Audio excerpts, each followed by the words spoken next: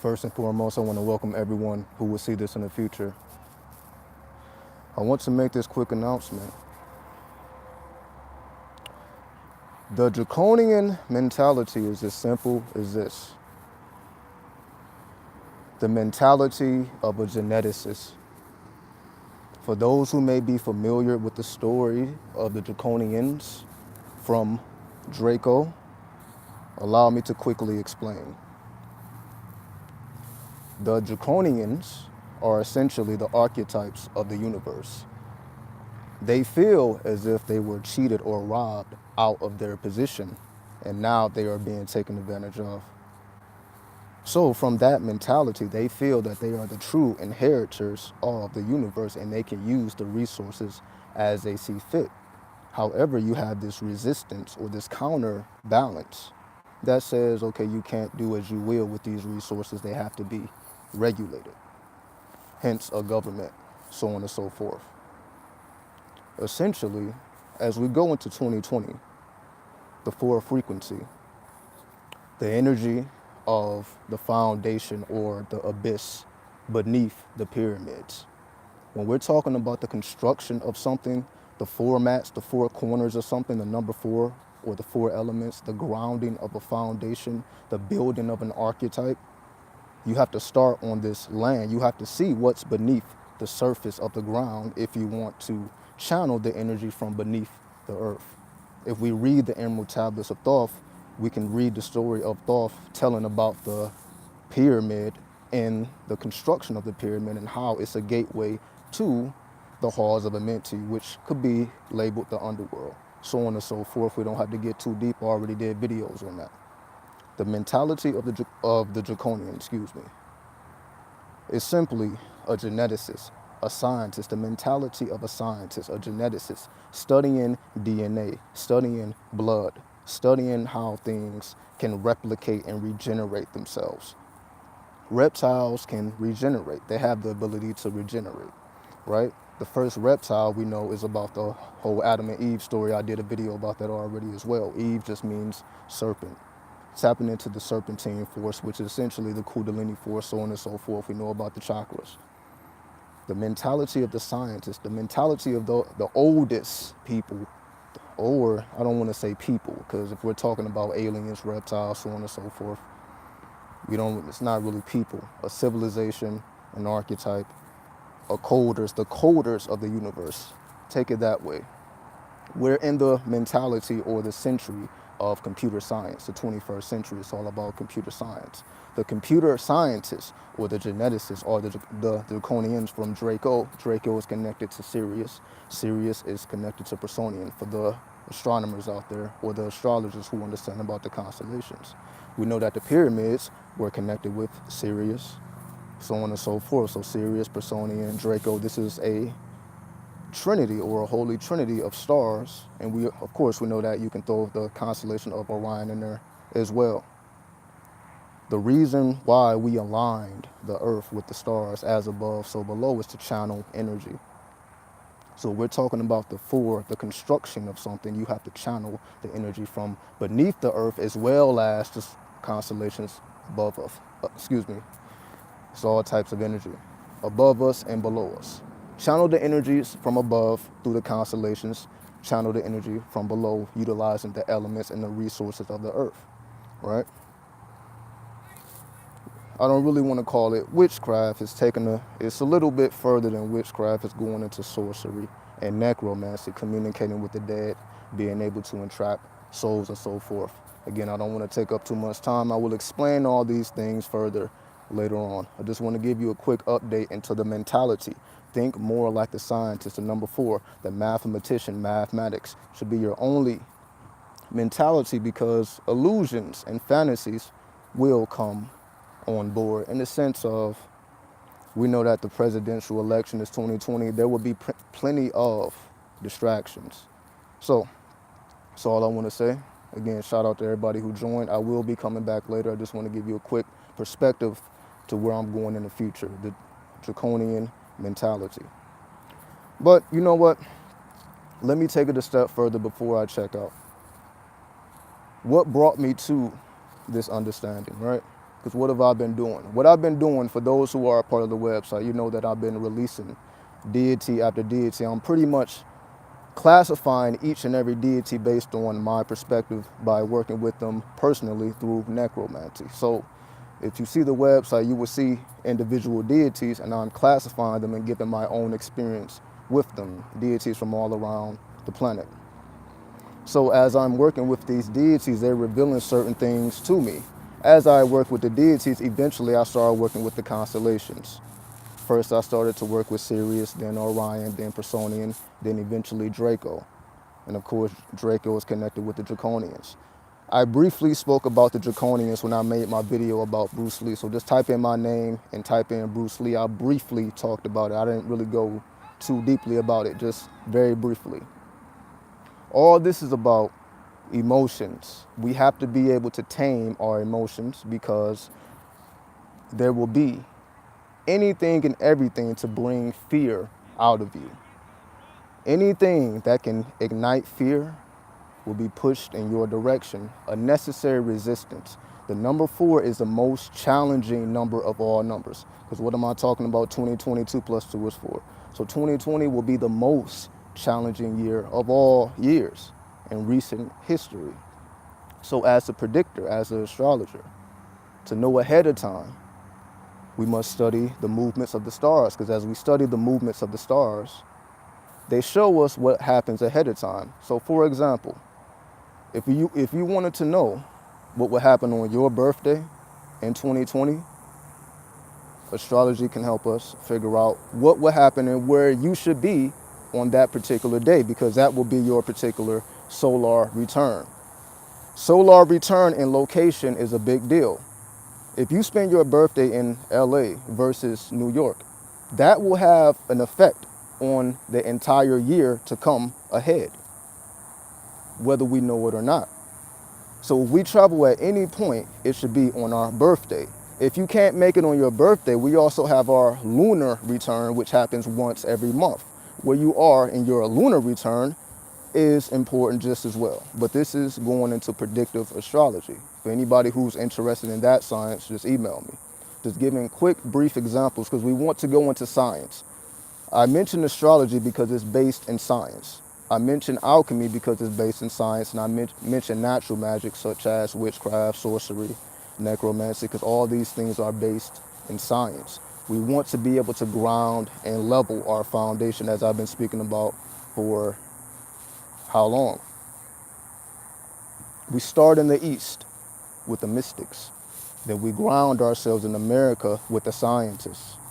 Take it to the East and ground yourself in the West. The West is where we found our roots and our foundation. The East is when we predict the future. So if you want to do any type of predicting, you face the East. If you want to root yourself and ground yourself, you face more so the West, because the West represents the past, the East represents the future. When you bring them together, time becomes steel, because time is an illusion. Because time is an illusion, if you want to steal time, you have to merge the East and the West. The philosophies of the East as well as the philosophies of the West as one science. This is why we see Egyptian science in the West.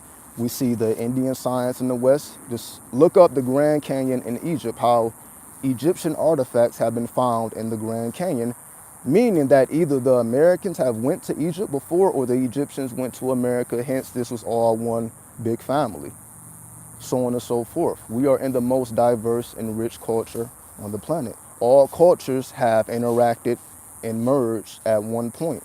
We are beginning to merge these sciences in these years, in these coming years, the new age, 21st century, whatever you want to call it. We have access to all information now. So we must look to the East. Helena Blavatsky, if you want an actual name, Helena Blavatsky was the first to go to the East and bring us that science of the East from an esoteric perspective. Then you had Crowley, Aleister Crowley, who gave you the Western perspective, which was very controversial, but the West has always been controversial. So it's not about good, bad, right, or wrong. It's about understanding the perspectives. Blavatsky, Crowley, and there's infinite more names, just giving a foundation for those who may not know. You take the Eastern perspective, merge it with the West, then you have a brand new science. which makes you a new person. Why? Because it changes your genetics, it changes your DNA. When we start studying the blood, when we say things are in our blood, those of us who seek this knowledge, we seek it because it's in our blood. It's in our blood to know more, to have a higher calling in life. No one had to tell us anything. It's already in your blood. You are led in this direction because it's in your blood. If you want to understand the blood, you have to study genetics, you have to study DNA, you have to study blood types, so on and so forth. So we have to get into science, right? So we start with the metaphysics to help us understand the physics. Now that we understand the three occult sciences, now we can go into the regular sciences and add meaning and depth. Now that you understand astrology, alchemy, and natural science or natural magic, then you apply it to the biology, the psychology, the philosophy. You apply it to the mundane sciences, then you get a brand new perspective. So we start in the occult, then we ground it in the foundations of the everyday layman science that everyone can speak. We're not doing this to prove it to ourselves. We already know it in our blood. We already know it in our heart. We do it to ground and level our science so everyone else, it may not be in their blood. They may need evidence. They may need demonstrations, right? So we give it to those who may need it. For those, again, who may not have it in their blood. Doesn't mean that it's untrue, because we should be able to prove anything that we manifest. We should not manifest anything that we cannot ground or level. This is why we become the scientists. We start in the mental plane and we ground ourselves. The astral body is stronger than the physical body. We must always remember that the astral is stronger. The physical body doesn't make the astral makes the physical. When we become more aware of our astral body, the physical body gets stronger. It's not the other way around where we get our health on point, then the astral body gets stronger. We have to strengthen our astral body so that even if your health is not 100% right and exact, it will correct itself because you have grounded the astral body first and foremost with the physical body. Essentially, mind over matter. We know that's the first law. The law of mentalism, right? Thoughts don't become things, thoughts are things, right? They don't become things, they are things. Remember, there is no time. If there is no time, no space, thoughts don't become over time, they are. At that moment, when you are thinking something, it is right at that moment. It's not something that will be in the future. It is existing right there in the now, because the past, present, and future is all one thing, one science. Again, you merge the future with the past. What do you get? You get the current moment. All one science. So when we think, we're merging the future, the past, because we're utilizing our memory to visualize. We're also utilizing our memory to think of a futuristic memory or a futuristic vision. Using our creativity, we utilize memory as a foundation, that we utilize our creativity to visualize the future. And we're doing all this in the now, in the present moment. The past and the future, all in the present moment, right? So the past, present, and future, all the same, no time, no space. So if thoughts are right now, it's not something that happens in the future, it happens right now. Now we understand the aura, because our aura is generated by the thoughts we are thinking right now at this moment. The Theosophical Society, they have many books and things about how visions and your thoughts can be, someone with clairvoyance can see your thoughts. They can see imagery of what your thoughts is like. It's ectoplasm. Those who want the science, ectoplasm is like this milky clout, right? They call it clout, like you do it for the clout, right? This is new age terminology, like everyone is doing it for the clout. What is clout? Clout is ectoplasm. It's spiritual currency, right? Because if you have spiritual currency, that spiritual currency can be translated to physical currency. So you actually are worth more with clout, because you can use the clout as a bargaining chip to get other resources versus having one resource without the clout. So that's why this terminology is popular nowadays, is speaking about ectoplasm. So essentially your thoughts are projected in the ectoplasm, and those who have the sight can see your thoughts. So the so-called mind reader is essentially just seeing the thoughts that you are projecting. So as we develop our clairvoyance and we develop our, you can see, okay, our thoughts are being projected. That's why there are no secrets. More and more spiritual, or the more and more aware we become of our senses, and not just aware of our senses, but grounding those senses in science, training the senses, leveling the senses, we understand that, oh, this is a science. We have to train ourselves to be disciplined in what we are thinking right here and right now. This projects our aura. So, for example, It's as simple as thinking, let's just use a cardinal example, right? Let's just say it's a dude, he sees an attractive woman and he thinks about, he wants to have sex with this woman, right? He finds her physically attractive, so he wants to have sex. So he's projecting sexual thoughts to her, right? So of course, if she doesn't feel that way towards him, she's not going to reciprocate the energy. However, when you utilize science, the science says, okay, let me not project cardinal thoughts to someone just because I may feel that way. Let me actually try to give them something that they may want first and foremost before I'm thinking about what I can get out of it. So the one who utilizes the science may actually project feelings of love or feelings of something of a caring emotion, something more lighthearted, more just more of a something that is more opening to a stranger that they not going to immediately block you out. It's this simple twist in thinking completely change the outcome of things. When we understand, like, okay, we don't live in a time where we just go to the forest and we collect resources, right? You need money, you go to the forest, you chop down a tree, you cut it up, you sell it. We don't live in those times. Not to say that that doesn't still exist in today, but if it's all about bargaining. You have to negotiate. If someone else has resources, you have resources, you have to bargain, you have to negotiate, so we have to use our tongue. We have to utilize our business sense to get the resources that we need. So in order to do this, we shouldn't really project thoughts that, like, okay, well, I need this and I'm going to get it by any means. I don't care what they think. I'm just going to be savage. I just need what I need versus let me sincerely give them what they need. Let me sincerely from my heart do the best I can to give them the resources that they need to enhance their reality. A change in completely changes the entire experience because they can feel that energy that you're projecting, whether it's positive or negative. It can be felt. So because the energy can be felt, we might as well project a friendly sensation because it is being felt and it's going to influence the whole outcome, even though these energies are invisible. They will influence because they can be felt. So essentially, saying all this to say, no thoughts are hidden. There is nothing hidden. As they say, there is nothing hidden under the sun, or the sun brings all things to light eventually. Nothing is hidden. So there's no need to think that your thoughts can't be felt or heard by someone or something who may be more advanced. So knowing this, we might as well keep ourselves as pure and cleansed as we can because these things are actually influencing our lives more than we may realize. For example, you may have people in your life that like to irritate you, that may pick you, that may press you because they like to see the way you react. It may be amusing to them. And you may react that way because you don't know no other way to react. However, if you switch the reaction, it switches the sensation that they get from provoking you. What do I mean? It's just like a bully. If a bully is picking on someone who doesn't fight back versus someone who's going to fight back, it's a different sensation.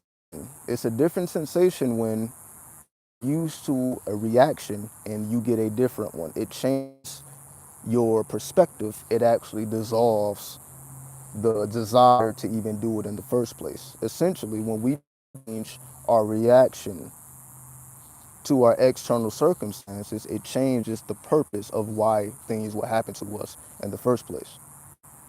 No thoughts are hidden. All things are mental. Let that be the foundation. When that's the foundation, meaning you are an open book whether you like it or not, especially if you claim to have knowledge. If you are a knowledgeable person, you know that you are an open book anyway, so we might as well here for our own sake because it can be felt, it can be sensed. But that requires discipline. It's not the easiest thing to do. We're not trained to be able to do this. We have to from the nothingness. From the nothingness to the forefront. The construction from base material. You're using essentially negative energy to create positive energy. We have an abundance of negative energy. We must transmute this negative energy into positive energy, which is transformation, going back to Draconian. The scientists, they are the masters of transmutation. The dragons, right? The dragons are associated with immortality, especially in the East. Go to the West, the dragon becomes the serpent, right? It's the same archetype. It comes from the Draconians, the reptilians, those who can regenerate from the nothingness. If you can regenerate from the nothingness, change your reactions to external circumstances, then all things change. Because we change our reactions. Not because no one else changed or anything changed. We must create the change from within, right? The geneticists, study your bloodline, your genetics, your blood type, because that's what we see when we dream. If we want to know about our spiritual inheritance or our Jupiter planet, it's your bloodline. Bloodline, where do we come from? Where do we originate? How much ancestry, not how much ancestry, but how much different ancestors do we have in our bloodline? We may have lineage from the East and not know it. Have lineage from the West and not know it. Why? Because all of the bloodlines have essentially mixed at one point. Especially if life has no beginning or ending. As we know, we are not in the year 2020, technically. So people and all things have mixed at some point down the line. But you must study the bloodline. You must trace yourself back to your roots.